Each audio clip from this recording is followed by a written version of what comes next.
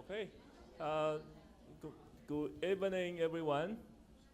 Welcome to Great Out Light Great Park Church. And if it's your first time here, can you raise your hand? Welcome. And old friends and new friends. So we have a special event planned for you tonight. Although we are in church, but there are sometimes we face a lot of questions, internally or externally. So we just attempt to share with you some of our views and how we address these questions and what was inspired by God in our lives. Okay, so the agenda today Dennis will give us a share with us on the topic of why I'm not an atheist. Atheist, right? Okay, and then and then I think Daniel is passing out a questionnaire. So if you have questions, we'll welcome you to write it down. And then because we'll have a panel session after Dennis' talk. So there'll be 4 members share some questions. And then there is Winston is going to give us a testimony at the end. So without further ado, then I will introduce Dennis to give us share his message with us.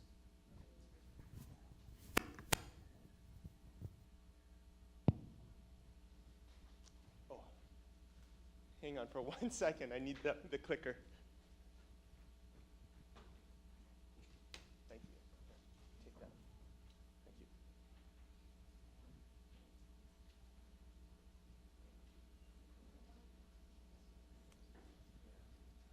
All right.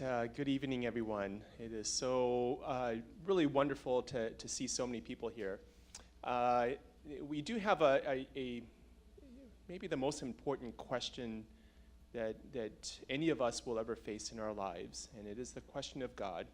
And so this is the first part of a 2-part series. My part is titled "Why I Am Not an Atheist," and then there's a companion session next week, which is going to be given by our dear friend Daniel, and he's going to be speaking about why I am a Christian. All right.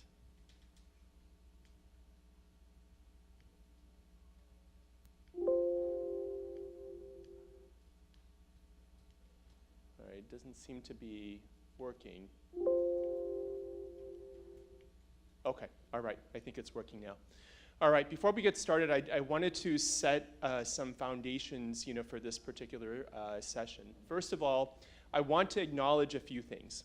I want to acknowledge that there are actually very good legitimate arguments against the existence of God.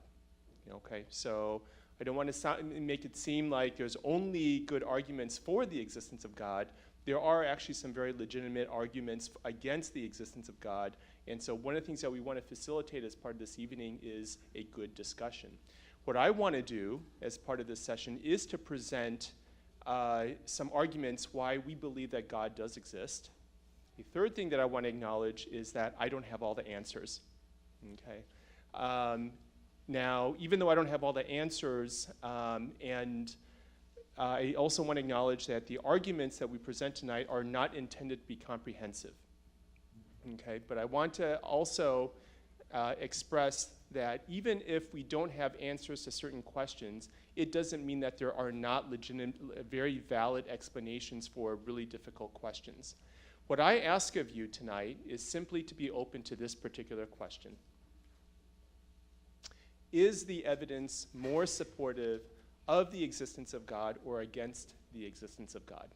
Okay, so I just ask you guys to have an open mind, an open heart, and what we really want to be able to do is to facilitate a good discussion tonight. All right, so I'm going to give you 5 arguments for or against the concept of atheism. Okay, point number 1 is that without God, there is no free will. Okay. So I don't know if you guys know this person, but this is Brian Greene. He's actually a physicist at the University of Columbia. And what he actually states is that free will very well may be an illusion, okay? If all we know of this universe is that it is a naturalistic universe, meaning that all we can experience is the physical nature of this world, that every particle that happens to be in this particular location that we call our bodies and in the world that we can experience is simply particles that have a predetermined velocity and position from the time of the Big Bang. And so what we think of as free will may actually just be an illusion, that we don't really truly have a choice. Now, it's not only Brian Greene who actually has, who believes that this very well might be the case, but it's actually a pretty widespread belief among many physicists. Okay, so here's actually a couple of them. Over in the top left is a physicist named Sabine Hossenfelder, and she basically will challenge people to prove to her that free will is not an illusion. On the bottom right is a very famous physicist in pop culture. His name is Neil deGrasse Tyson, and he also states that free will very well may be an illusion. And what he actually states is that because maybe there is no free will, that we should have compassion on people who do wrong things. For example, if you're a criminal or people who are criminals and so forth, that we should choose to have compassion on them because it wasn't by their choice that they actually committed crimes. The irony, of course, is that if there really is no free will, I don't actually have the choice to have compassion, but that's just one of the contradictions that often, is the case in this particular argument. So this is actually a widespread concern or complexity, among scientists. You can see that there's a whole number of different scientists who actually are trying to tackle the issue of, well, if all we can experience in this universe is just the naturalistic component and experience of this world, how do we explain consciousness? How do we explain free will? And so there's a lot of different videos and arguments that you can find online. For example, there's some physicists and scientists who will argue that perhaps the universe is infused with a consciousness, right? Or perhaps the universe is just a giant brain. Essentially what they're trying to do here is that they are trying to invoke a higher being and a higher consciousness that goes beyond the physical nature of this universe. And what we would actually call this being and this, and this entity would be God.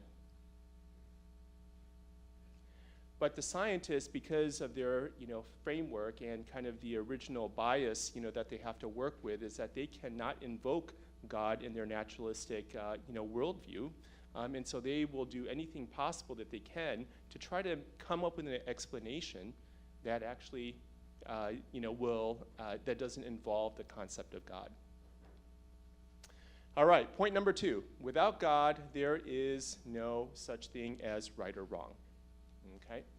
So this is a very famous debate between two persons. This is about 70 years ago. There's a Christian by the name of Frederick Copleston, and he was debating a very well-known atheist by the name of Bertrand Russell.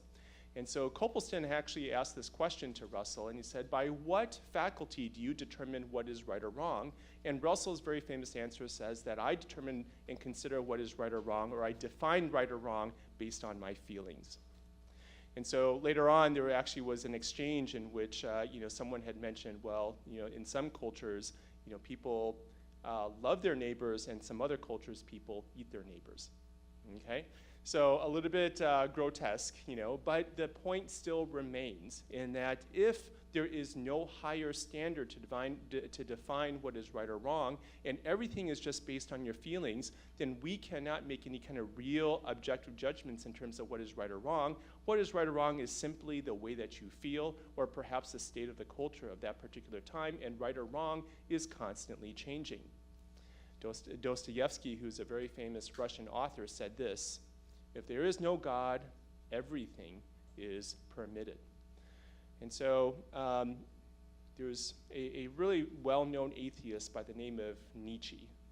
Who here has heard of the person Nietzsche? Okay. He was a philosopher back in the late 1800s. And he stated a very famous phrase where he said, "God is dead." Now, he didn't actually believe in God, so he didn't really truly believe in that God was dying literally. What he was trying to state is that the concept of God was going to decline in society. And what he predicted, even as an atheist, is that as the concept of God declined in society, that there would be the rise of philosophies based on atheism that would lead to persons defining their own standard for morality, and that would lead to a lot of suffering. And so he was actually quite prescient, okay, in that in the early 1900s, there was the rise of communism, which is based on Marxism, and the foundation of Marxism is actually the concept of atheism, in which there is no God, and that humans have the right to make their own standard for what is right or wrong, and it truly led to atrocities, or greater atrocities, throughout all of, during the 20th century. That was, probably greater than any atrocities that occurred throughout history of mankind. Of course, one of the most famous persons that's part of this is Adolf Hitler. Now, the thing about Adolf Hitler is this, is that if there is no standard for morality, if there is no God, we cannot judge Hitler for all the atrocities that he had committed. Because even though we understand that what he did is wrong, because the law of morality is written into our hearts, we can understand that is right or wrong. But objectively, if there is no God, we cannot say that what he did was actually wrong. One of the things that Hitler was trying to do is he was trying to purify the human race by purifying the genetic code. And so he was, gathering up persons with, genetic defects. He was killing them, and he was trying to purify the genetic code for the human race. There is actually legitimate, argument, I think, from his, point of view, that what he was trying to do was actually a good thing, even though we all know that it wasn't. All right, point number 3. Without God, there is no meaning. Frank Turek said this: if atheism is true, there is no objective meaning, value, or purpose to life. In fact, over on the right side, this is a picture from a sculpture that is outside the library at Yale University. And if you look very closely, there's actually an inscription there that says, "You are a joke." And what this sculpture was actually trying to imply here is that if there is no higher being, that all the studying that you are doing is simply a cosmic joke, because that your existence is just the product of random, meaningless evolutionary processes. And there actually is no higher design, and there's no higher purpose to your life.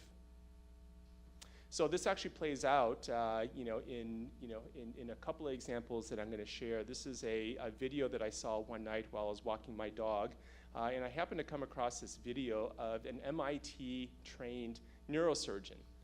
Now, this MIT-trained neurosurgeon, was saving lives. He was doing surgery. He was taking care of patients and so forth. And he actually became more and more disillusioned, to the point where eventually he quit his job. He decided that he was going to go, I think, to Montana, and he just basically lived in the wilderness, because he felt like even all the work that he was doing to really relieve suffering in his role as a physician, he felt like he wasn't actually really doing anything meaningful. So this is a second example that I wanted to show you. This is an exchange between Jordan Peterson, whom I don't know if anybody has heard of Jordan Peterson, but he's actually having a conversation and a discussion with an atheist who happens to be a professor. And this is their exchange about the meaning of life. Psychological hierarchy as your equivalent of God. No, but it's gratitude. This morning, for example, I looked out and it was so green. We've had frosts and it's been white the last few days, and it was green this morning, and it was just gratitude to the universe, if you like. It's not really God because it's not a creator. It's not anything I can pray to. I know. Why feel gratitude towards it? I then? don't know, but I find That's it. fine. I know that you tackle in this book that happiness is not an ultimate good, and I struggle it's this just right. not an ultimate goal. Oh, okay, I all didn't right. say it wasn't an ultimate All good. right, all right, okay. There's a big difference yes, between you're those right, You're things. right. You picked me up correctly on that. Nevertheless, we are happiness-seeking creatures, and I have found through practice and growing older that acting gratitude, thinking gratitude, feeling gratitude makes me happier and seems to kind of rub off on other people. So I don't think we are happiness-seeking creatures, and I think it's a low goal. Not because there's something wrong with being happy, because, thank God if you get to be happy now and then. But I don't think that that's what we seek. I think we seek a meaning that's deep enough to sustain us through tragedy.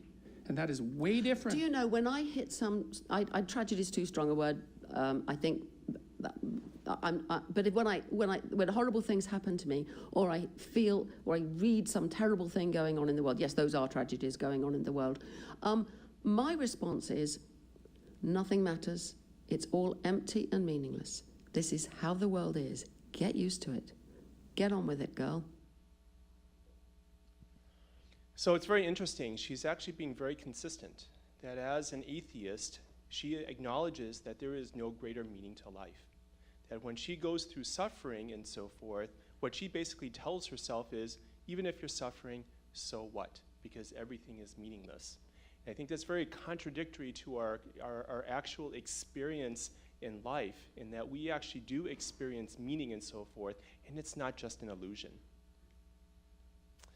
So this is a kind of a corollary and set of conclusions, that I think stems from this particular concept that if there is no God, that if we were not designed in any kind of special way, there really is no purpose, there's no value, there's no hope, there's no beauty, because beauty is really just the reflection of God himself, and that there is no love. Whereas over on the right side, if God truly is a personal God who is love and is the definition of love, and that we were actually designed in a way with a very special purpose, there is meaning, and we also can experience beauty because we can recognize the things around us and within us that actually is a reflection of God himself.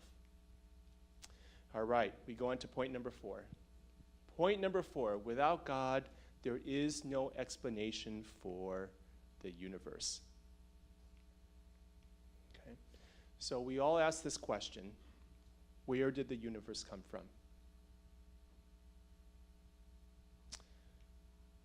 Of course, we all recognize, and most people believe, that the universe came from the Big Bang, or at least it started, with the Big Bang, that 13.8 billion years ago, that the entire universe was compressed into a point that is smaller than a grain of sand.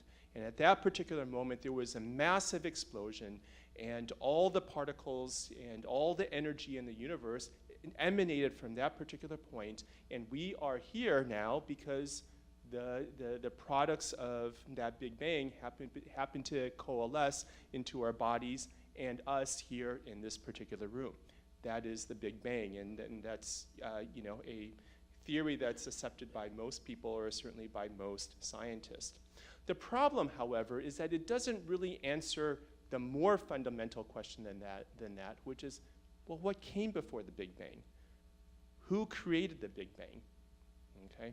We come back to our friend, our atheist friend, who is a pretty well-known pop scientist, physicist, Neil deGrasse Tyson, and he's actually partially correct with this particular statement. He says that there is no before in the traditional sense, because when we think about before and after, we are invoking the passage of time. And because time is a framework that is limited to the construct of this particular universe, what is before this universe is actually a meaningless question, because there is nothing before this universe. Okay?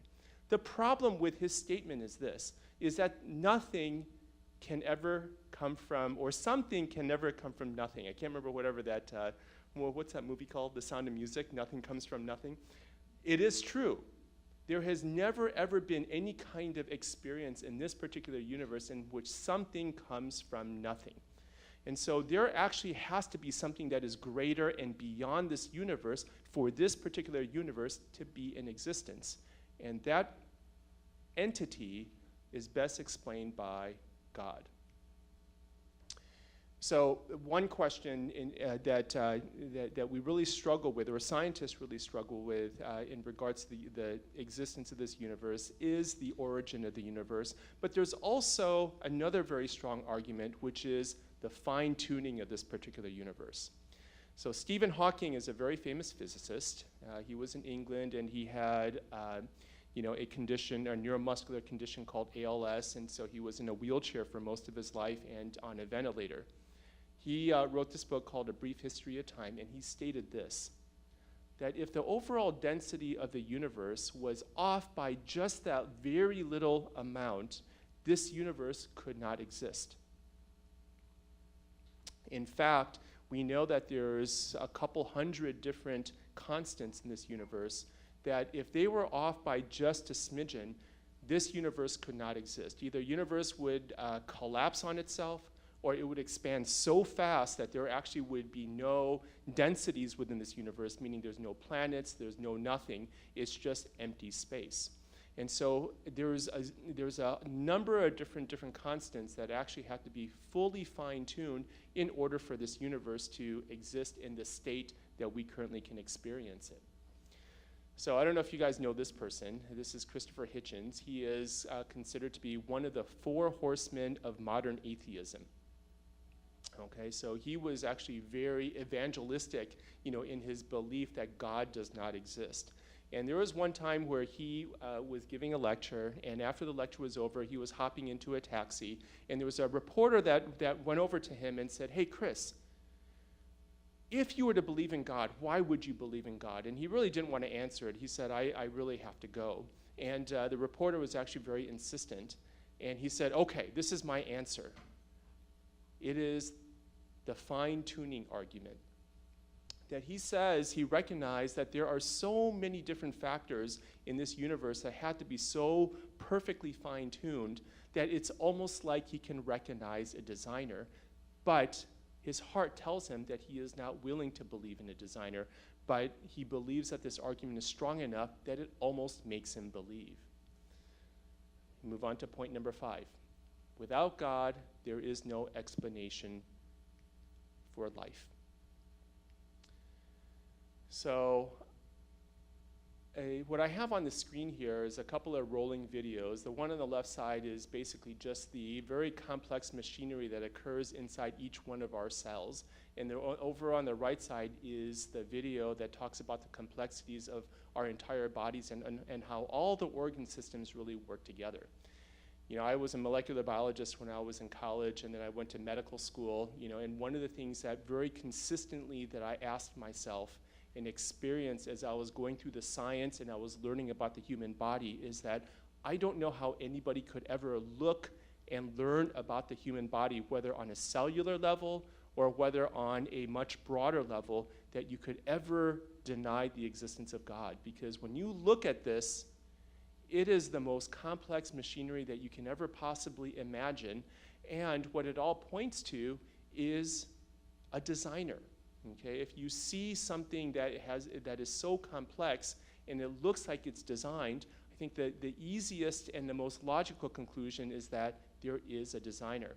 And so if you take a look at these couple of examples, if you look at the right side, you can recognize that this, very well could have, arrived or been developed, the Grand Canyon, just by natural causes. Whereas if you take a look at the picture on the left side, when you recognize the complexity and the beauty of these faces and so forth, you recognize there has to be a designer, that the 4 faces did not just arise because of random chance.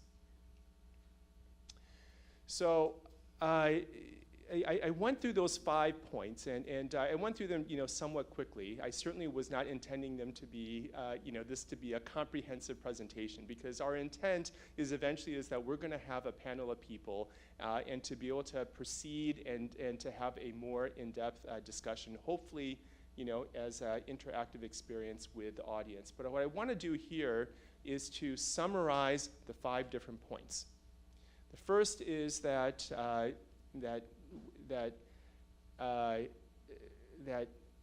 free will is one of the key evidence that supports the existence of God.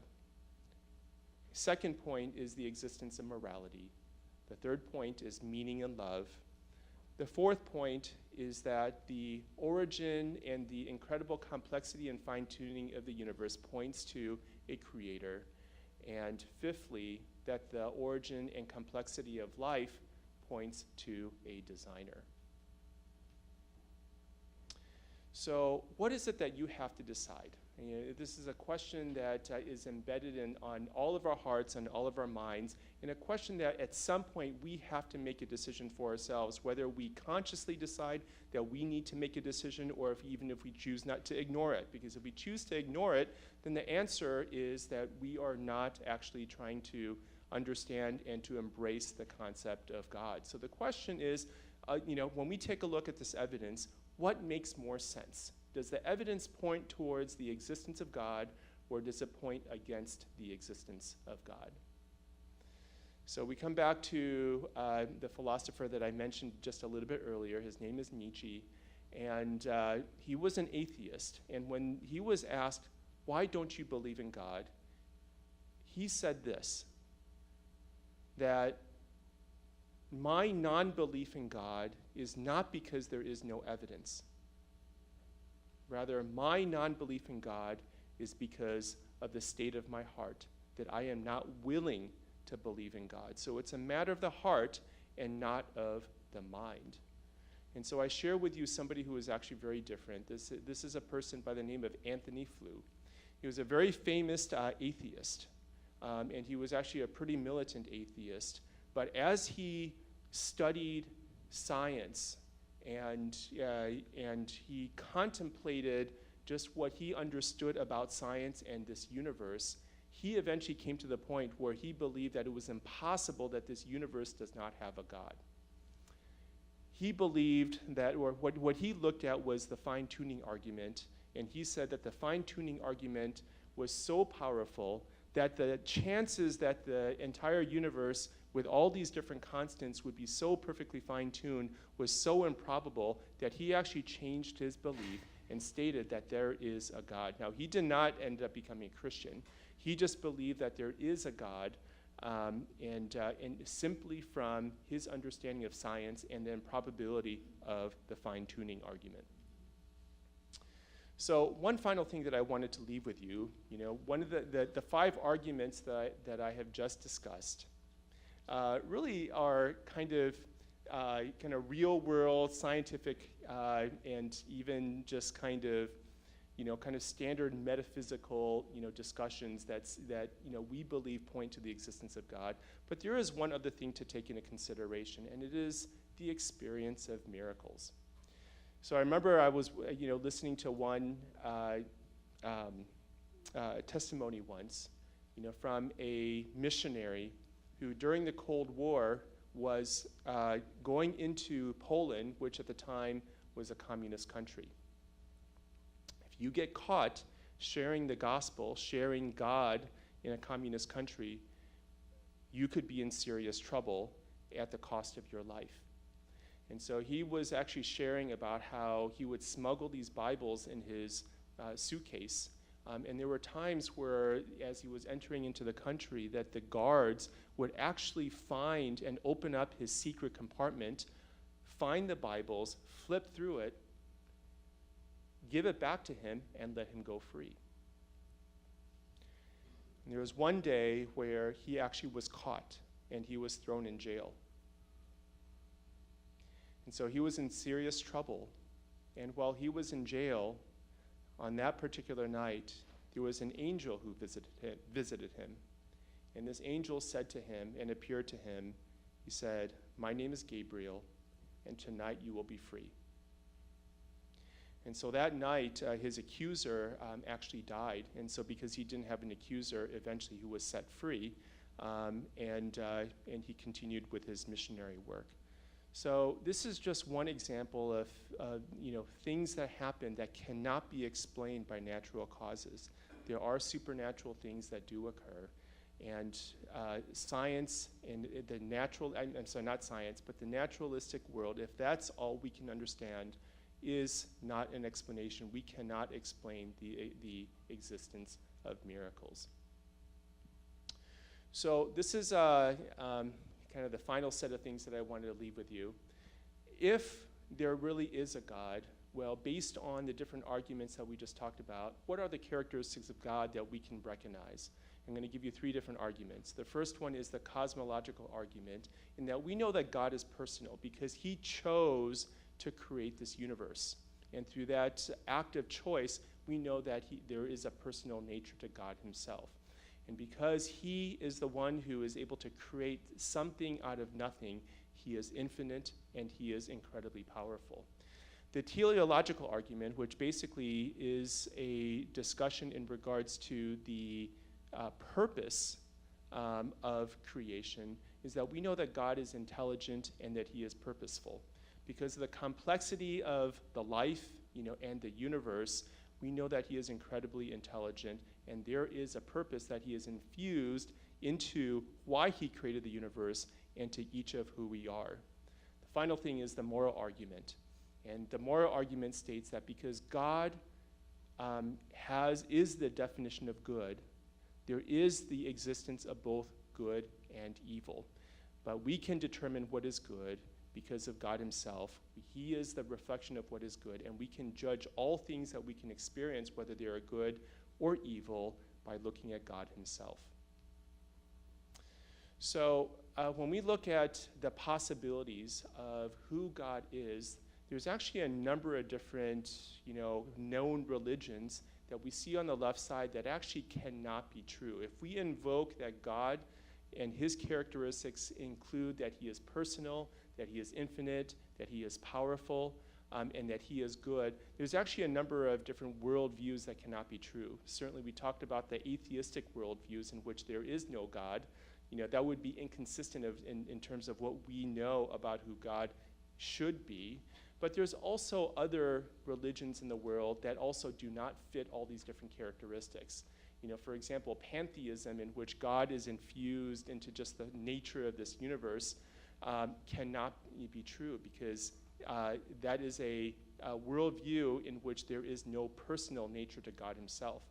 The polytheistic religions also cannot be true, because if there is more than one God, then God cannot be infinite. So there's a number of different characteristics that cannot be true with all of these worldviews that are listed over on the left side. There's only 3 worldviews, or 3 religions, that can be true if we recognize that God is personal, powerful, intelligent, and good. And there's only 3 possibilities. And you see those over on the right side. The first one is Judaism, the second one is Christianity, and the third one is Islam. So we're not going to answer this question today. Okay? My purpose today was simply to present arguments why it is more likely, why it is more logical that God does exist, and that it is a theistic God. Next week, we're going to get more into the discussion. Why is it that if there is God, that Christianity is the most likely possibility? So with that, that's the end of my presentation. I thank you so much for listening. I know that it was a lot to pack into, give or take about 20, 30 minutes. But I appreciate, everybody, kind of being here, listening. And I just ask that you guys have an open mind and an open heart, especially as we engage into the panel session. Thank you very much.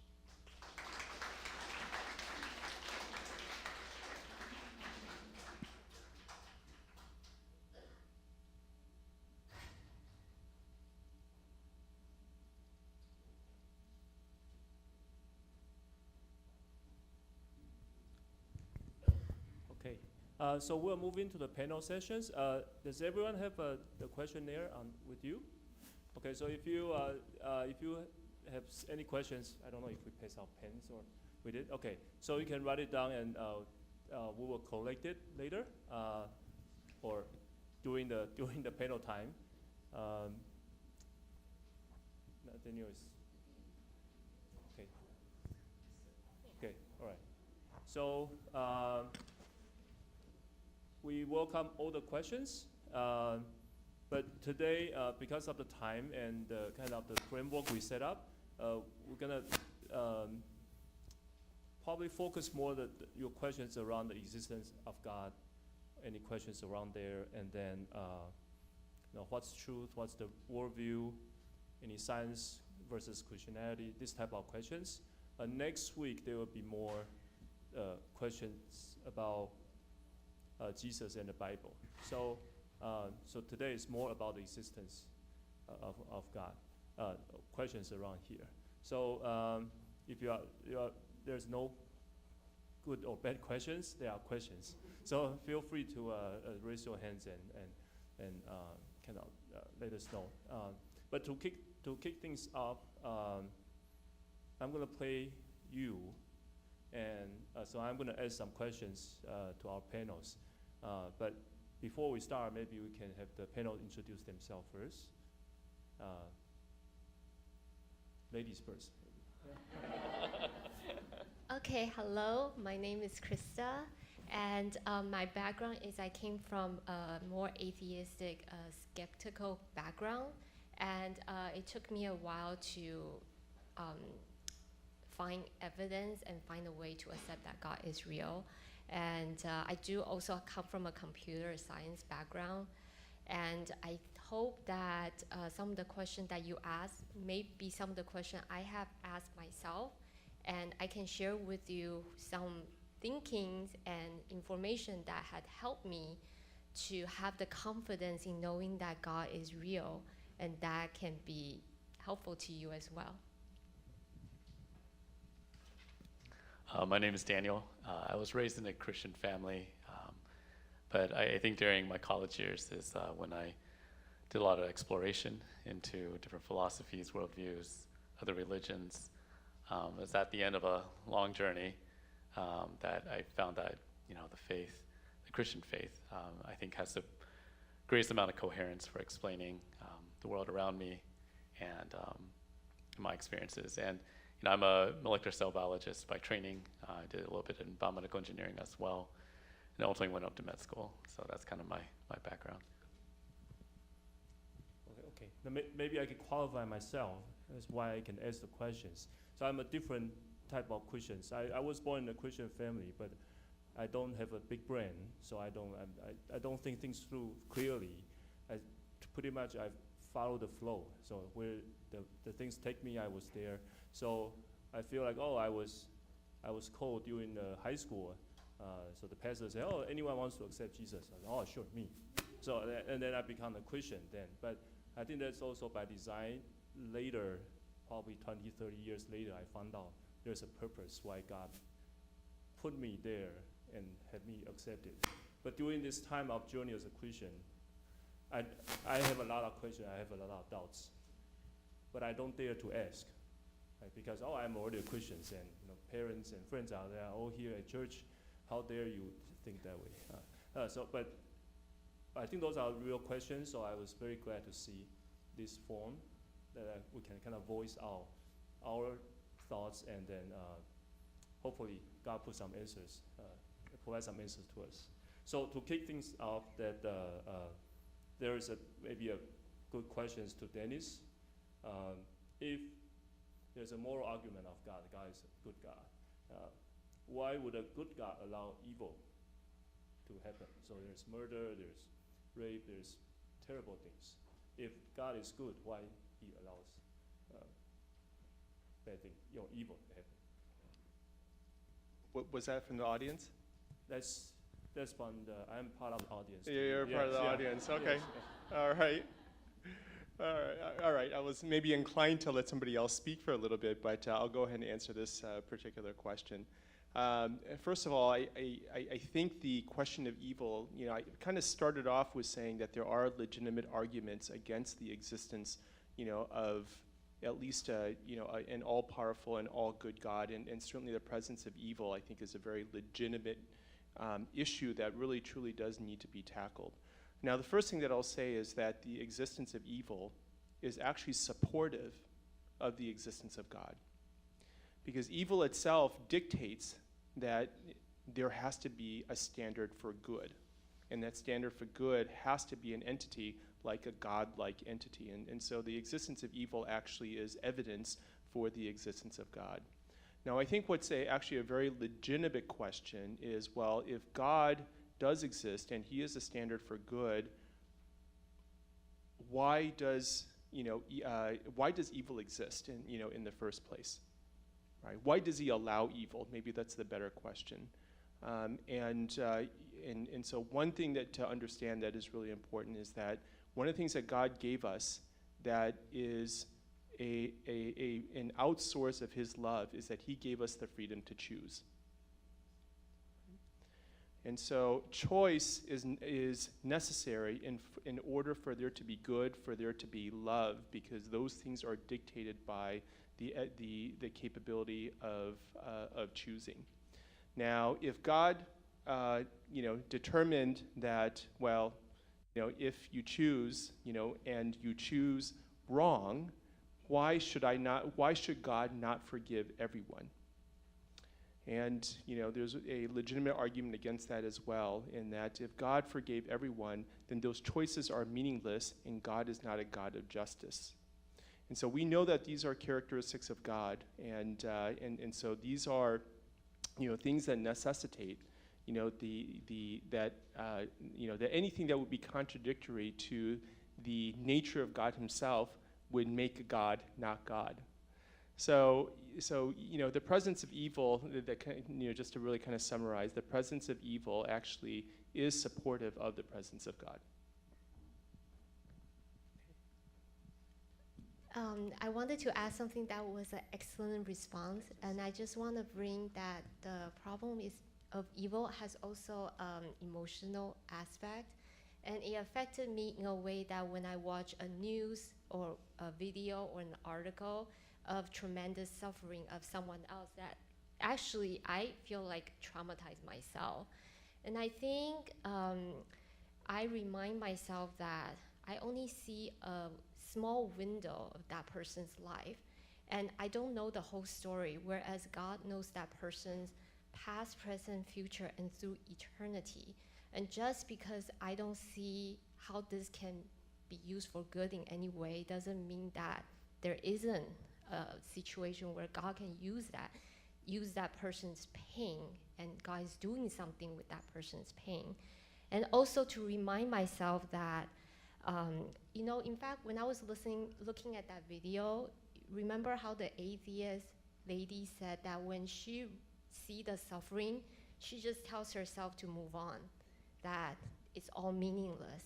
But I think God called us to have compassion and pray for those who are suffering, and to trust that that the suffering is temporary and there is an eternal purpose behind it. I share this because I still struggle with it, and even though intellectually there's a good response, but emotionally, I still need to remind myself of God's goodness.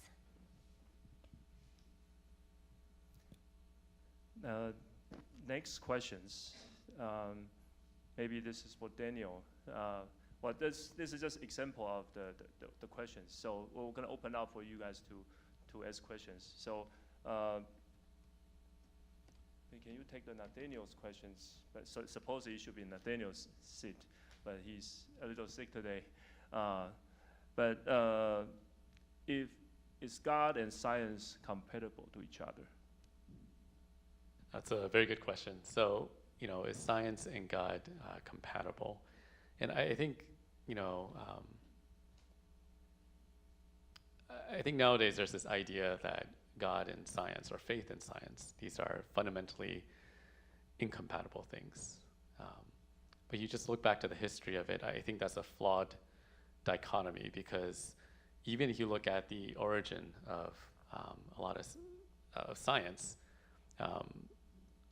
almost all the early scientists were Christians. The reason they embarked on this journey of trying to understand the natural world was because they wanted to understand and marvel at the mind of God as with creation and all that. And so I think fundamentally, there's nothing in conflict between God and science. I feel like the better way to understand this is that, what is science, right? Science is a very good tool, right? It is a good tool for understanding the natural world around us, right? It has a method of repeated observations, of testing, of finding evidence to support conclusions about the natural world around us, right? But we have to understand that it is limited to the natural world, right? If there is the existence of a spiritual world, of an immaterial world, then fundamentally science is a tool that is not well equipped to answer the questions that have to do with the immaterial, that have to do with the spiritual, right? And so I think the danger is not science as itself, but sciencism, where you believe that science can explain everything, not just the natural, but everything there is out there, right? And I think that is when you use science as a tool as a way it wasn't meant to be used, and I think you're, so I think that would be the issue, if that makes sense. Is that a broad spectrum? Thank you. Any more? Okay. So those are the examples, but maybe we can open up. Anyone has questions? I can pass down the mics for you. Sure.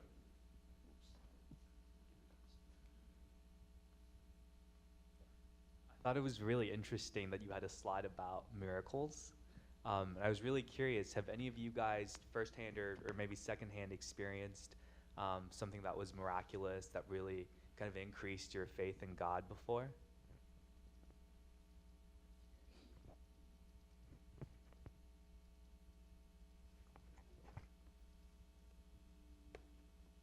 I can make a comment. I personally have not experienced anything that would be considered a miracle, but I have experienced pretty impossible things in my life, and that is actually what touched my heart towards God.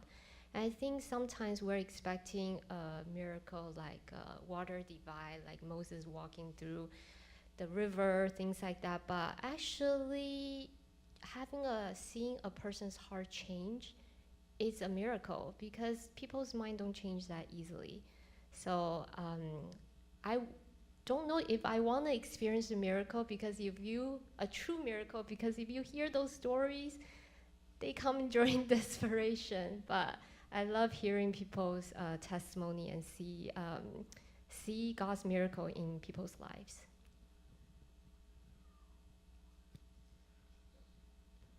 Yeah, I mean, I can chime in. I have not, personally experienced a supernatural miracle, and to be fair, I think, probably most Christians, also have not.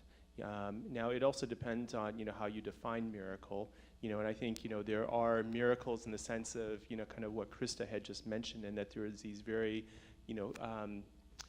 coincidental, kinds of things, or you see somebody's life change, and you chalk that up as a miracle, and we do believe, that is a miracle because, it is the intervention of God, that caused, for example, somebody's heart to change. But if you define miracle in the sense that there is something that cannot be explained naturalistically, meaning that there actually is a supernatural kind of event, I think many or perhaps even most of us have not experienced it, and a lot of our exposure to these miracles are actually from people who actually have experienced them, and they're sharing these kinds of testimonies. I think I shared the one about that missionary who went to Poland and so forth, and very often we recognize or observe that these miracles occur in certain situations in which there is no other possibility but a supernatural intervention of God in certain places. So I don't know if that helps answer your question, a little bit.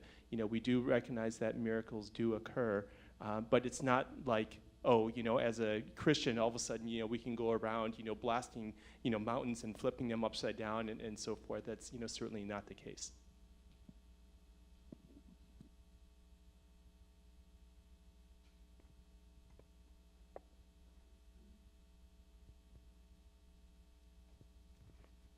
Hello. I'm not sure whether this is a good question, but is it, I'm not sure whether this is a good argument, but is it possible that there's a God existed which created the world, but he no longer exists?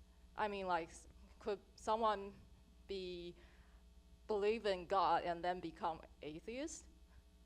Like, if it's a creator, then you can create something like a chair and then just leave it there. Like, a God created a world and then have their, like, a universe and the moral and the love, but just like the God just no longer. And never got involved again, right? And I think one of the strongest arguments that God has spoken is if you look at the Bible, right? And I'm not saying like, oh, because the Bible exists, I say it's God's word, so it's not God's word. That's not exactly what I'm saying. Is that if you look at the Bible, right, there are hundreds of prophecies in the Bible, right? Things that were written hundreds of years before they happened, right? And I guess this would kind of flow into the idea of miracles, something that could not be explained by natural processes. So if there are actual prophecies that were in the Bible and actually came to be, right, then I think the best explanation for that is that that came from God, right? And I think that would be a good place to look, right? And I'm not saying take my word for it, right? But I'm just going to, next week, I think hopefully we'll get some time to talk about maybe some of these prophecies, right? You can walk through them. And these are like well-known ancient history events, right? So I think that would be one way of doing it. And I think the elephant in the room is, the biggest by far, is the person of Jesus Christ, right? Because, as Christians, we believe that Jesus was God actually coming into this world, becoming a man, all right? And writing himself into this story, right? So that would also be, a big way of answering whether or not God is still involved. Yeah, it's a really good question, and I think it is certainly one of the possibilities, that God created this universe and that he just let it be, right? The problem is, and that's actually, I showed a slide in which there was an atheist by the name of Anthony Flew, who rejected atheism, and he accepted deism, meaning that he believes that there's a God who exists, but he believes that it's a God who doesn't care, right? And so he basically created the universe and just kind of left it alone, right? The problem with that is that it's inconsistent with our entire experience in regards to our personal lives and our experience, in this world, right? A God who doesn't care means that there is no, there still is no real purpose. There is no love. There is no higher metaphysical, kind of virtues, and so forth. If you really have a God who doesn't care, it's completely contradictory to everything that we know and experience in terms of our interpersonal relationships and the things that we desire.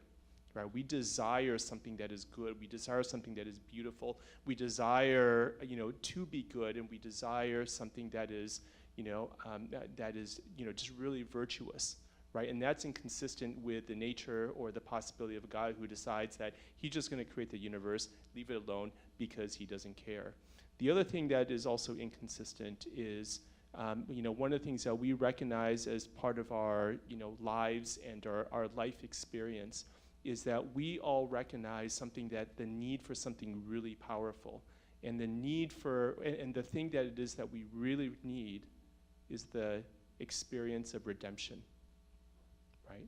We all, whether we recognize it or not, have experienced, pain and suffering and having done wrong deeds, and so forth.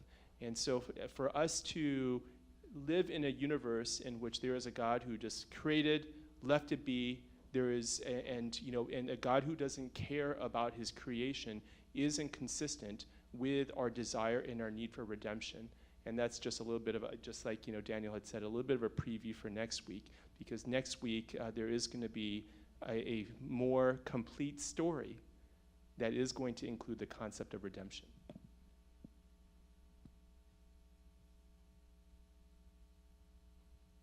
So in the presentation that you gave, there was a slide where you mentioned there was an atheist and a reporter was asking him the question of if you were to try and convince yourself of believing in God, right? And that person he had to really dig deep to come up with an actual argument, because I think when you have a strongly held belief, it's really hard to look at the other side.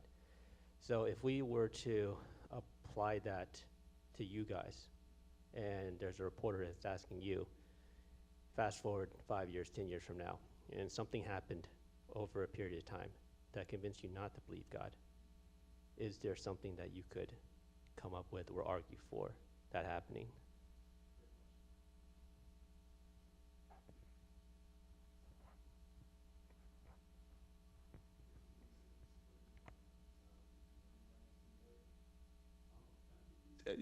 Great question, and I'll restate the question, just for the sake of the panel and for the audience.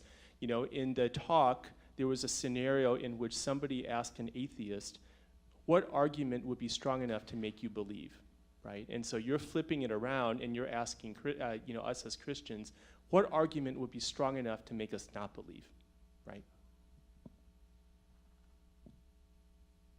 Yeah, that is a really good question, and one I haven't really thought very deeply about. Actually, throughout my journey as a Christian, I still struggle with a lot of doubts, and I still struggle a lot of questions. And whenever I think deeply about those questions and asking, am I brainwashed to believe in like a religion that is not real? Whenever I explore that a little bit deeper, looking for more information, reading the Bible, I always come out having stronger faith in what I believe and reminding myself, even if I decide to abandon my faith, I now have to have a stronger faith on the opposite. And do I have that faith? And I don't think I would be able, like the title, I don't have that faith to be an atheist, in fact. I really had to think about it, but if I were to answer now, I almost have to say I can't think of any that would. I know that might sound like very arrogant, like, oh, I have such strong faith that nothing will shake me. But I don't think compared to the evidence I have gathered to having that confidence God is real and to have to abandon that, I don't see a stronger evidence to overcome what I have collected through, I guess, my spiritual journey.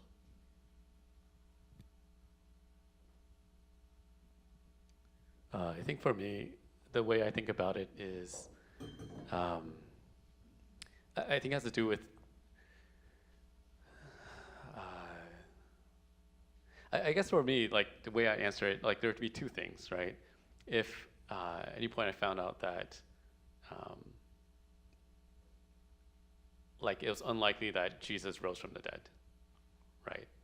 Then yeah, then I think as a Christian we have nothing to stand on, right?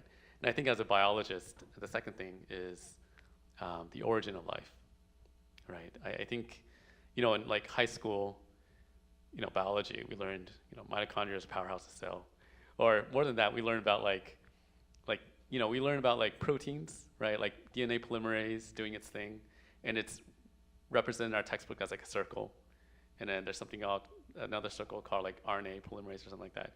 But then you go to like deeper level study and you realize that DNA polymerase actually consists of like 40, 50 different subunits of proteins that like all come together, right?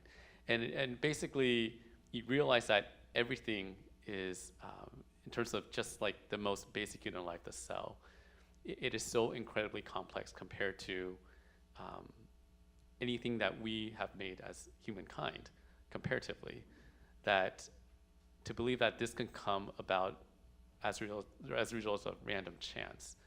I think that it takes more faith to believe that it came from random chance rather than the amount of faith to believe that there was an intelligent designer behind that, right?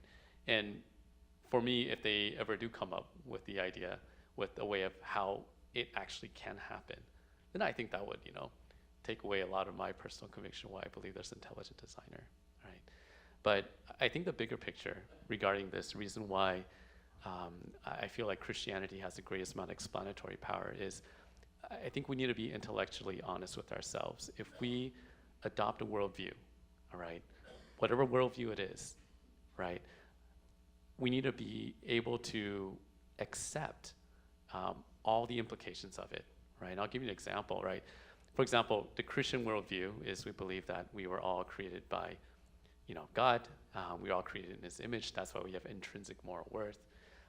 We were all created with a purpose in mind. That's why we look at each of our own hearts. We yearn for something, right? We yearn for purpose, right? And people find it in different ways, but I think the common thread for all humankind is that we have desire for purpose, right?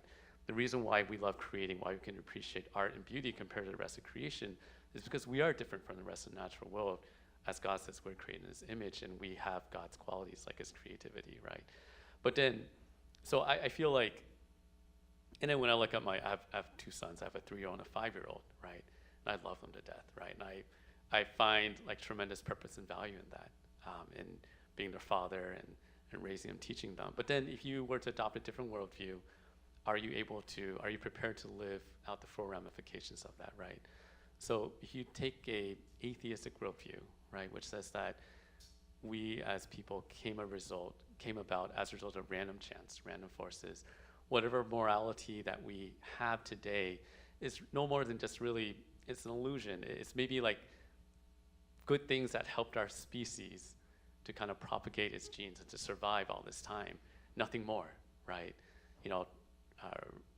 Richard Dawkins says, we're just dancing to the music of DNA, nothing more than that, right? Do I really believe that when I see my friends, my family, my sons, that what I'm feeling towards them, that's not love. It's just chemical reactions in my brain, random molecules, right? You only feel this way because it's going to help you propagate your genes, nothing more than that, right? When I see evil and I see the indignation and the repulsiveness of it, again, an atheistic perspective really doesn't have any grounds to say that is truly evil, because nature, like when a lion kills a zebra, that's not murder, right? When there's what do you call it, fratricide, right? A lot of birds, the older bird sibling will oftentimes kill or even eat the younger siblings. That's not murder. It's just instinct. It's just trying to survive, right? But where was I going with this? Oh yeah, so I mean, and essentially, then why would you think that humans are any different, right? And you have to ask yourself, does that really match your life experience, right? And I would say that even a lot of atheists, most of them do not believe that morality is actually subjective. A lot of them do hold to some sort of objective morality that's independent of human opinion, right? And so I feel like for worldview to be valid, it has to explain everything, and you have to kind of adhere to that. And I think out of all the ones I've examined so far, and I'm not saying I have all the answers, but I think Christianity provides the most coherent worldview explanation.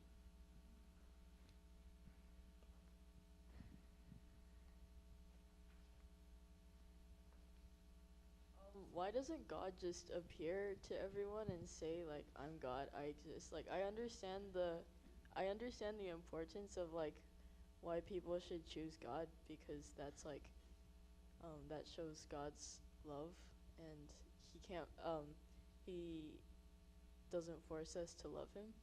But what if he just appears and says, like, I'm God, I exist, and, like, allows us to do whatever we want to do with that information?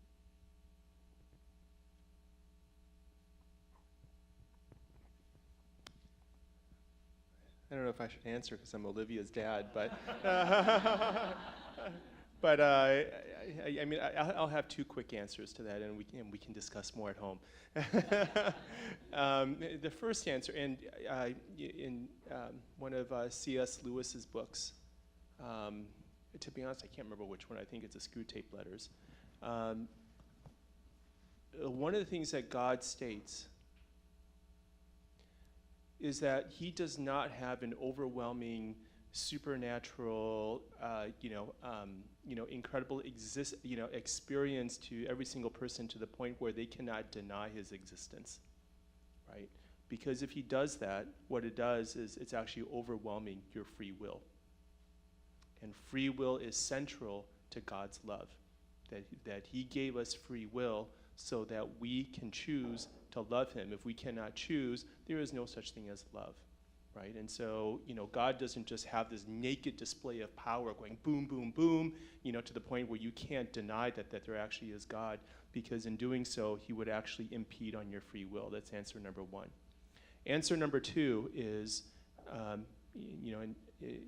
is that even if he were to do that, we would still find a way to deny him. It's not a matter of how much power he shows you. It's a matter, of the heart. And I think, during one of the sermons, I had, shared a story that I had heard about this guy who was seeing a psychologist, and he was seeing a psychologist because he believed that he was dead. And so, like, psychologists, tried all these different, arguments that, well, you speak, you think, you eat, and so forth. And he believed he wasn't convinced by any of those arguments. The only argument that he was convinced by is that dead people do not bleed, right? And so the psychologist said, "You believe that dead people don't bleed?" He's like, "That's true. Yeah, I truly believe that dead people don't bleed." So at that point, the psychologist poked a needle at him, and he started bleeding. And his response was, "By golly, I guess dead people bleed too," right? So it's not a matter of this. It's a matter of this. So even if God were to have all this naked displays of power and basically say, "I am God," we would still find a way to deny his existence. Just to echo that, add on to that really quickly. Someone asked this question to Richard Dawkins before, actually. It's like, what would it take? It's like, and he's like, well, maybe if God spoke to me, like the heavens parted in that big booming voice, like, "Richard Dawkins, I am God," right? And then, but then he's like, back to, I was like, well, no, actually, you know what? I would think that, I'm just hallucinating, right? And so it kind of just echoes what Dennis was saying, that, it does have to do with heart. And there was one point in history where God actually did come and walk among mankind through a person of Jesus Christ. And he did miracles, lots of miracles, right?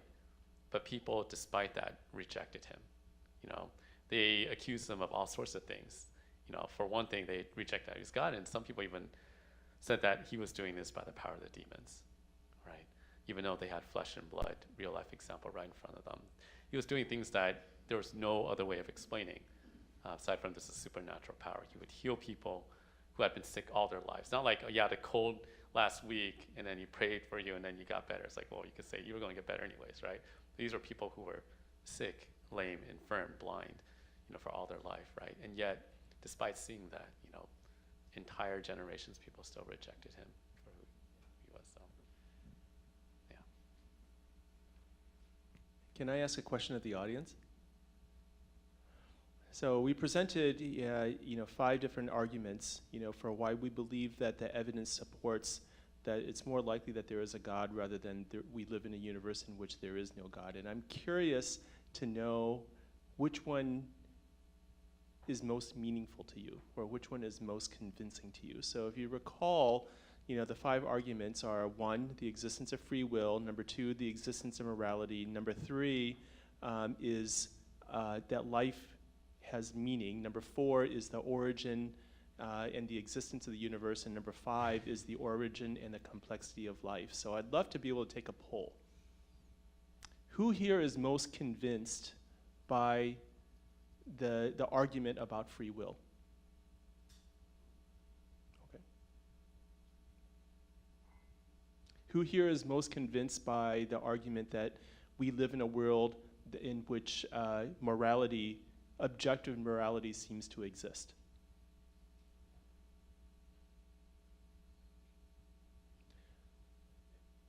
Who is most convinced by that our life experience is one in which we can experience love, purpose, and meaning?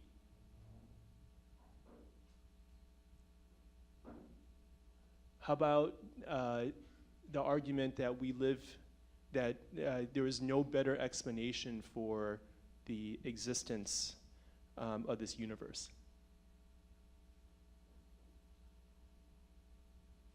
And then how about the life argument?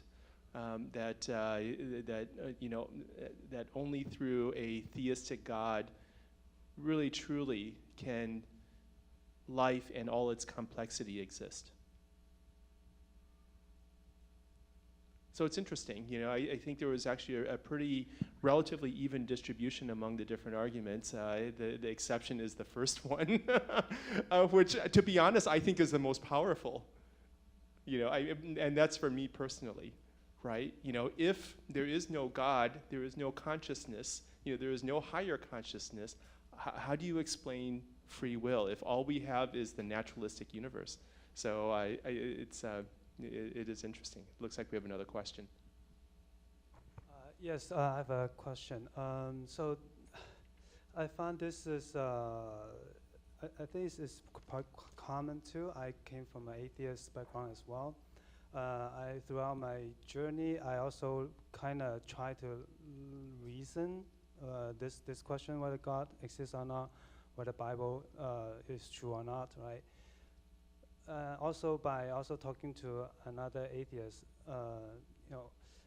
when you present all this argument 1, 2, 3, right?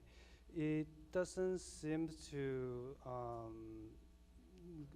convincing to the atheist, because it's like using something not existent to them to explain why something exists. So it's like we're talking in parallel. It's very hard to click. So even without God, right, you could have free will, you could have morality, you can still feel love. The life, complexity of life, well, the animal's life is also very complex. Although human being has consciousness, it's a lot more complex.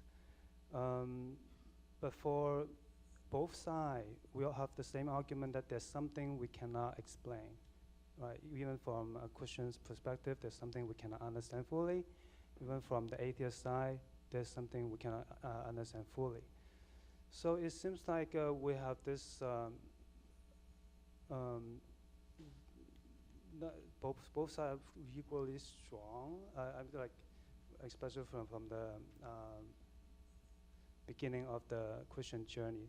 So I'm very interested in hearing maybe the ladies, your journey, what makes you turn, right? What makes you change your mind from atheist to Christian, to believing the God exists? Okay, so for me I never knew there is evidence for the accuracy and reliability of the Bible. My thinking was someone called Jesus, maybe he didn't even existed. There's a religious organization, and usually behind that is for power, for money, for fame. So something happened and people believed, and a lot of the religion, because I was an atheist, I feel it's very almost like weak, that people need some kind of spiritual support to live their lives. So it was not until much later I realized there is actually a lot of studies and a lot of scholarship and research on the reliability of the document that is pretty convincing, although nothing is always 100%, right? It's written 2,000 years ago. But it was enough to consider that this religion has a solid ground. And related to what you were saying, I would say that I agree with what you mentioned. People's mind don't change that easily, no matter how much evidence is in front of that person.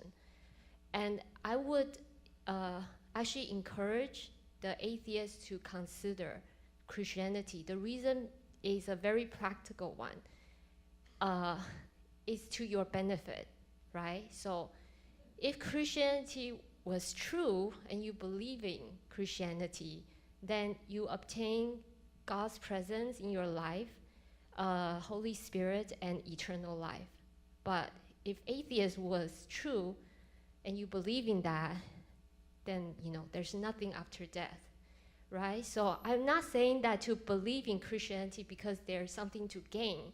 I'm just saying that logically speaking, these two choices, one has a lot of benefit, one has zero benefit. Let's open our mind and just consider that the one option with more benefit, a little bit more, a little bit deeper, because you have the world to gain. So that would be, I don't know if that helps, but from a practical, if you're investing in something, this is the stock to invest.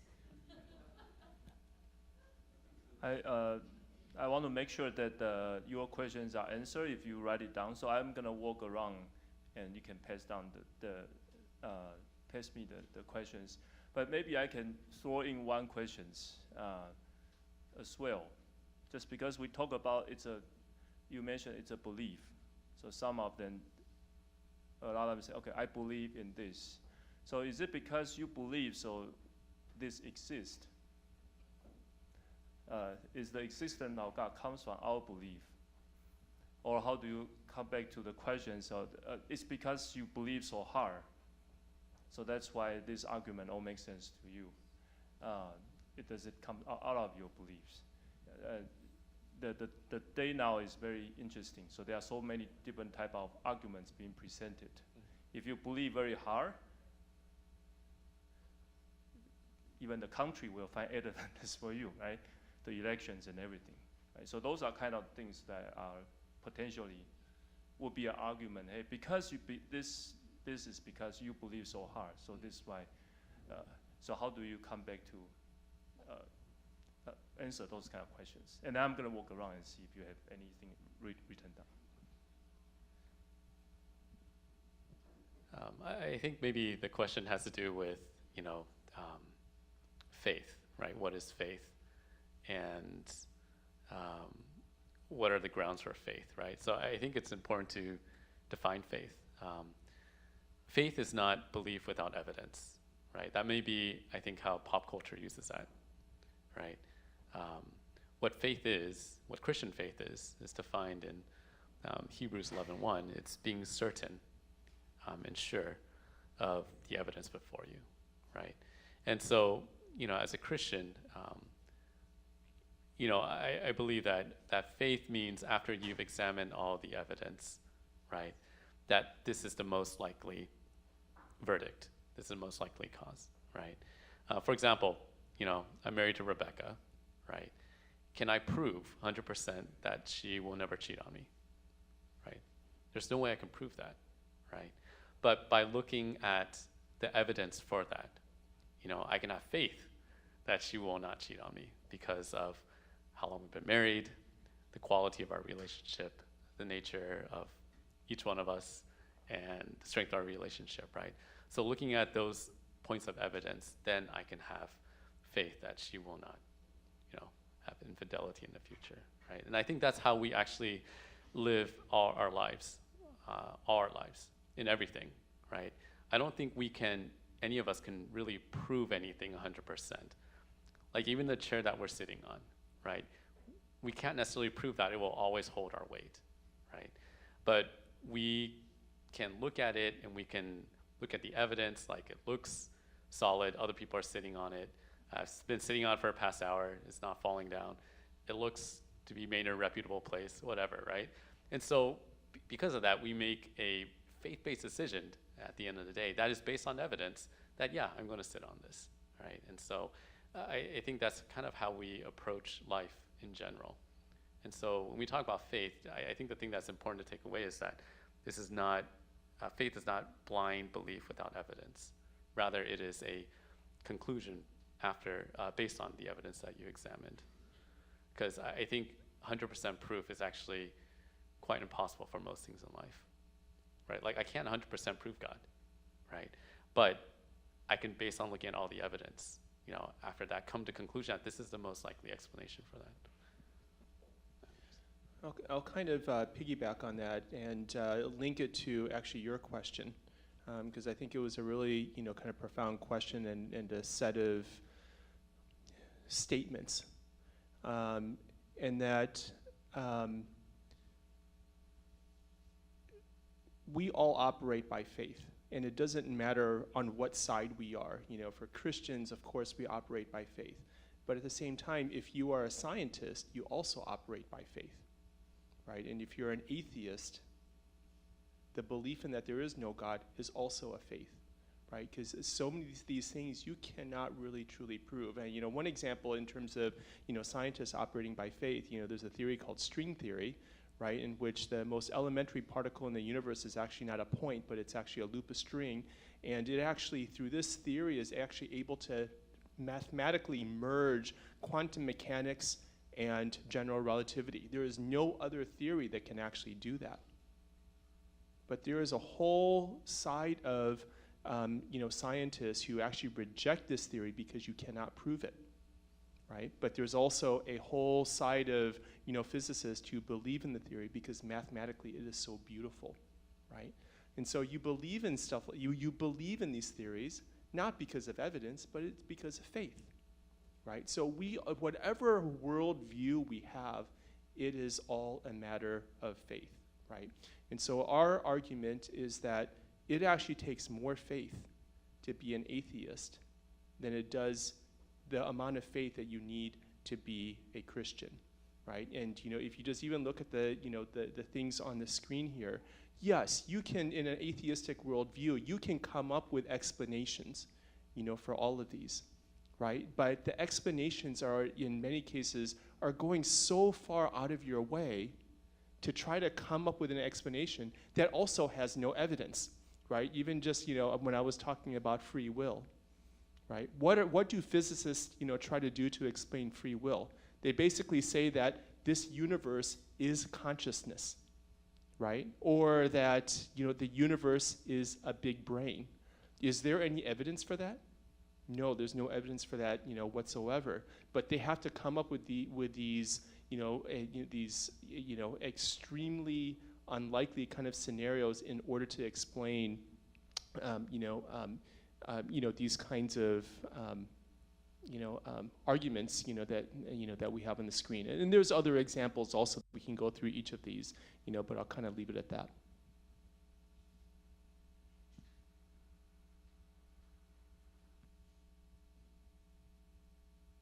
There are many good questions here, and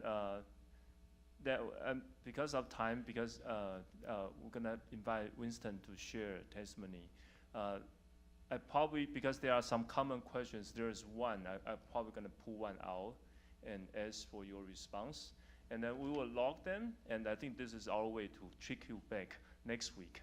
So we'll make sure that this was been part of the next week's answers. But there is one kind of common questions among this. We'll talk about this in the very early on. So there are different forms of suffering. You guys sick? Your families got taken away. So among all, this is a common questions among this. How do I explain or understand this suffering while you ask me to believe in God? I have to go through all this. I'm suffering. Oh, there, I see someone suffering. There is a suffering. Why does God allow it? How do I believe God when I'm suffering? Okay, I was thinking that we can intellectually think of good reasons behind suffering. And perhaps we can say in general, yeah, God can use evil for good. I'm sure God can use your suffering for good and that person's suffering for good.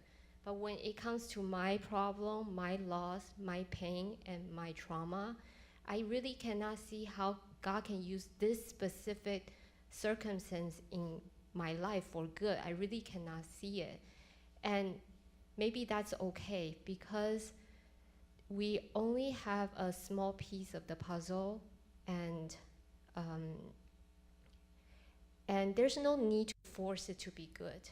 And I think that at that moment, our response can change our lives because God uses these pain and suffering to change us, to draw us to Him. And if we could, in that moment, turn to God and say to God that okay, I don't understand, but I trust you, then we can get to experience a piece of God's heart. So I think it's intellectual and there's also heart. It's a two-piece problem where sometimes we can explain something in our brain when it happens to other people, but when it happens to us, that's actually the moment God works. And that's actually, I was mentioning that what drew me from atheist to Christianity is the evidence. But what drew me to know who God is my heart and experience.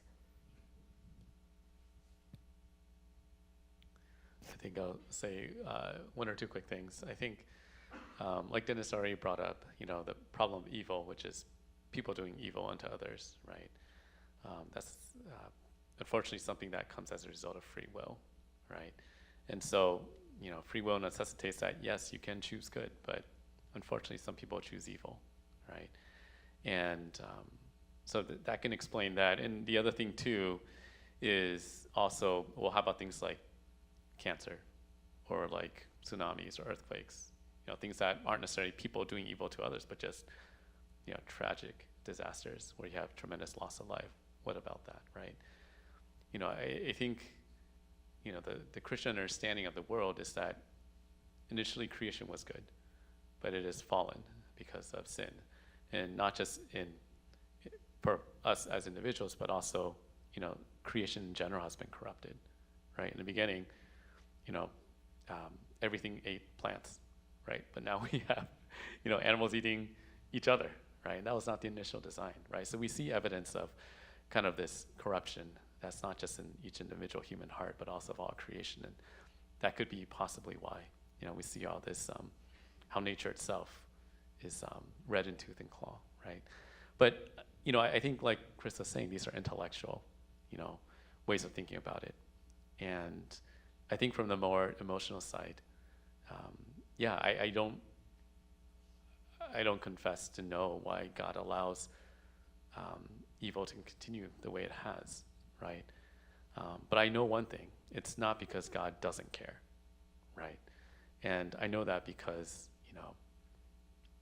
he cared enough to send his son Christ here to suffer alongside us, to take everything, the greatest form of suffering, which is eternal separation from God.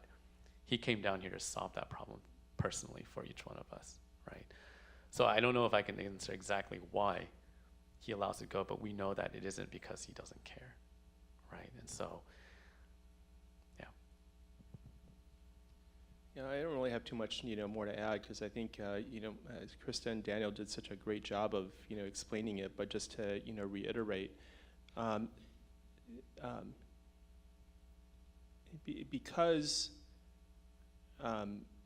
God loves, we have a choice, we have free will, and as a consequence of that free will, evil exists. And because God is a just God, there are consequences to evil. And the consequence to evil is suffering, right? And two responses to that. The first is that suffering does serve a purpose, right? That atheist that was in the video, talked about, well, my goal in life is just happiness. But we all long for something that is much more purposeful and meaningful than just happiness. Right? We long for something that is much deeper, and we achieve that through suffering. Right? The second, comment, that I'll make, and maybe this is one that we'll leave with, is what is unique about the Christian faith, as opposed to all the other religions, as opposed to all the other worldviews, is that our God suffered. He chose to suffer. So it's not just, a kind of an impersonal God who says, well, you're suffering, well, too bad. He loved us so much that he voluntarily came to suffer on our behalf. And that's what's really unique about the Christian faith.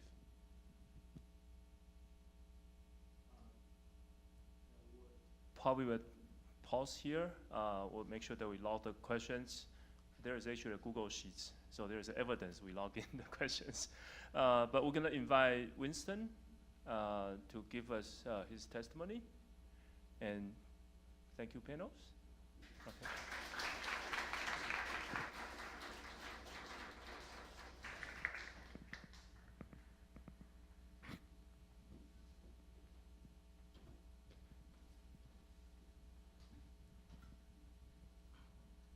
All right, hey guys, I'm Winston, for those of you guys who don't know me.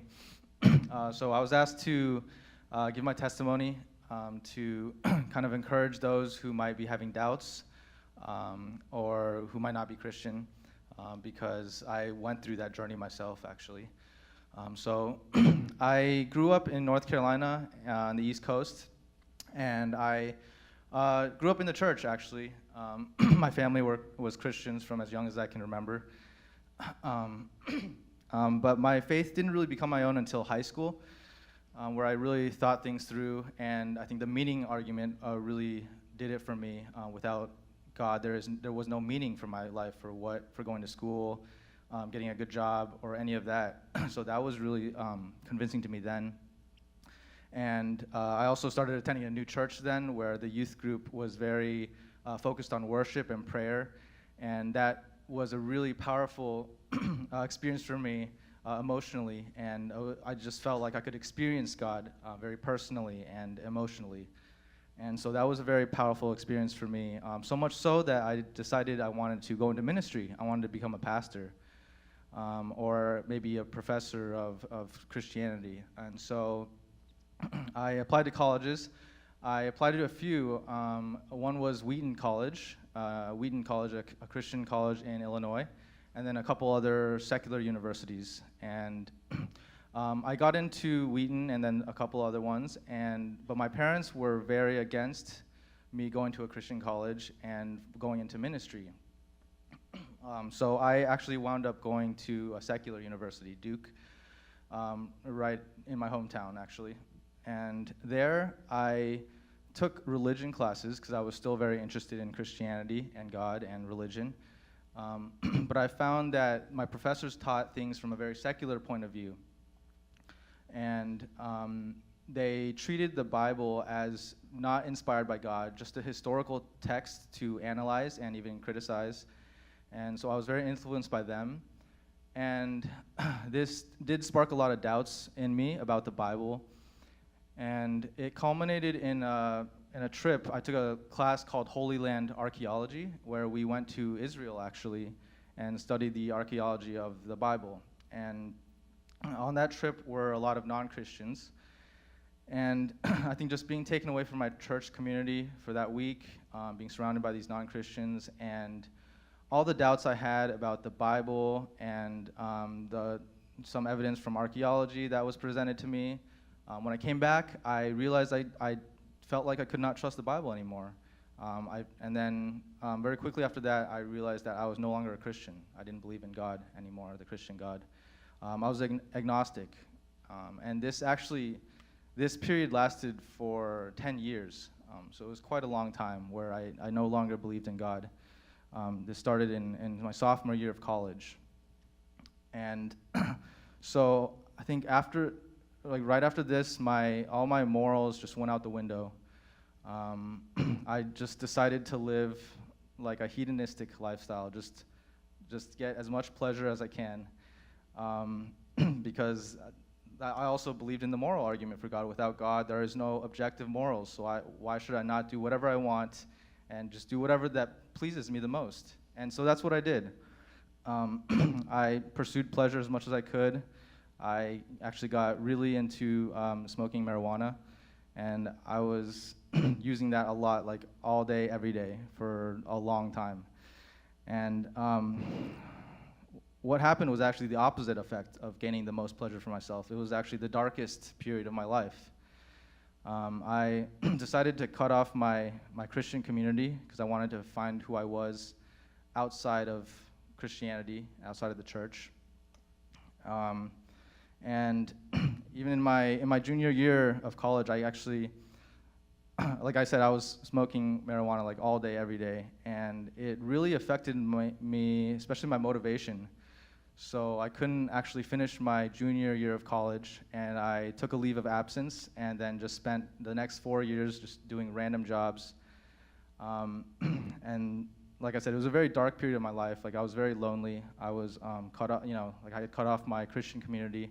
So it was very difficult for me, even though I was just trying to be happy. I was just trying to please myself, I felt like life without God says I should do. So, yeah, after a few years of this, I actually contacted my dealer one day and asked, trying to get my next score, and then he was actually out. He'd never been out before, like he was out of stock. So I actually decided to move to Colorado that week. So I actually packed up my stuff and moved where it was legal, and my dealer would never run out there. So yeah, I did do that, and then it was actually good for me for a little bit. It was a good change, like a fresh start. I was able to meet more friends, but I think after a while, just my values just made things turn for the worst, because I was a pretty selfish person during this time, and fortunately, I was able to meet a Christian older lady who actually helped me get settled in Colorado. And she invited me to church, several times, and I would go like very infrequently on holidays, just for the free food. And then, but every time I went, I would just notice how loving everybody was and how generous everybody was, and it was like unbelievable. Like it was nothing like anything that I had experienced outside of the church for those several years. And so I would just go every once in a while.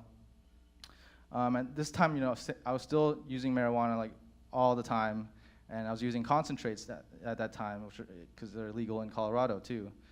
And so it was really taking its toll on me in a lot of different ways.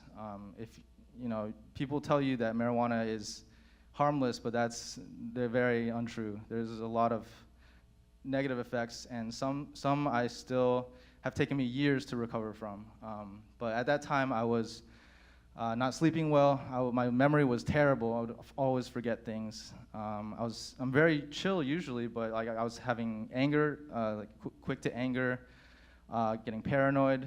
And so one day I just went way too far, and then I just decided I needed to quit, and I needed to just leave that state and just leave that life behind. And I actually decided to come to Irvine just a few years ago. And here, I also met another Christian lady, older Christian lady, helped me move in and get settled, and just experiencing the love of the Christian community again. Thank God. And I attended church infrequently, but when I was here, I was sober finally, and I decided I wanted to try Christianity, more, participate more. And so I decided to go to church, every now and then I would worship in the church. I would worship sincerely, even though I was still really kind of on the fence about believing. I wasn't, still not really all the way there yet. And then we were at this really large church in the area at the time, and then they got a new pastor one day, and then he preached a sermon. At the end of the sermon, he asked everyone who needed to accept Jesus into their life and to decide to follow him. And I did so on that day. And then ever since then, my life has just gotten so much better in every single way. I completed my master's degree, got the job of my dreams. I met my amazing wife, Julie, and we have a son on the way. And yeah, just such a turn, such a big turn from my previous life. So I think there's a few things. Also, it's kind of a funny story how I started attending this church, because I used to play soccer on Sundays, and and my real estate agent had invited me to come to here, to Bread of Life, because they needed a new leader for the children's ministry. And my job is actually working with kids, so I was like, nah, I work with kids too much already. I'm good on that. So I declined, and then a few months later, I sprained my ankle, so I could no longer play soccer. And then I just randomly remembered Minnie, my real estate agent, her invitation. So I decided to come out one day, and I'm so grateful because we've found, me and my wife have found just such a loving community here, which was actually missing in my previous church in Irvine, because we were just having a hard time getting connected there. But we finally found, that loving community that had, drawn me in Colorado and just shown me, God's power and how God transforms lives. And that's kind of another argument I would add to that list that Dennis brought up, which is what convinced me, which is, like he said, there are arguments for God's existence, and there are also arguments against God's existence. But one thing that I see very clearly is the effects of God on people's lives, the effects of belief in God. Like I said, I had never experienced such loving and hospitable people outside of the church. But within the church, there are so many of them. It's crazy. It doesn't make sense to me. So that's one thing. And then the other thing is I can't see God's face, but I can clearly see God's effects in my own life. I started praying more regularly since coming to this church, and it seems every single time I pray, it's answered, very quickly, very clearly too. So that's another piece of evidence I would say that supports God's existence, even though we can't see Him, but we can see His effects in our lives, and we can certainly see the effects in other people's lives, I would say. So yeah, thanks guys.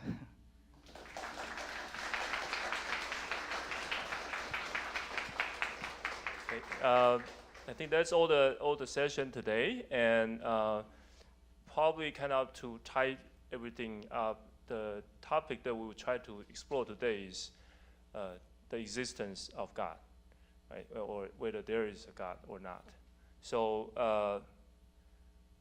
I hope that our information or in the testimony and the panel's discussion help you. But it's very hard to run away from the truth. So so that's kind of to wrap this up. It's very hard to prove there is no God. It's very, very, very hard to prove. And if you ask the questions here, we probably cannot present as eloquently as our panels to you. But in all our life stories, maybe we believe, or at one point we will not believe, and then we believe. After we believe, we try to run away. It's impossible to run away from the truth. So that's what we can share with you. And that's why we believe there's the existence of God. It's just so hard. It's because He is there.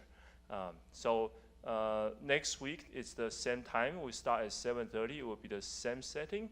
So there will be a talk given by Daniel, and then we'll have another wonderful panels here as well to answer some questions, and then we'll have a testimony as well. So it starts at 7:30. There is a pizza party before that. So if you come early, there's 7 o'clock. There's pizza that we can share with you. And I don't want to leave this without saying this. If you feel there are more questions to ask, or you need someone to pray for you, or you have some questions right now you really feel like you want to be answered, or you feel God is talking to you now, and you really feel like you want to talk to someone, and our panels are here, and our pastor is here, so you can find any one of us. We'll be very happy to pray for you or talk to you. Okay. If that's nothing else, thank you so much. I will see you next week. There are snacks in community center, so yeah, love to see you there too. And if you have written down questions, you can still hand it over to me now, and I can help you to log them.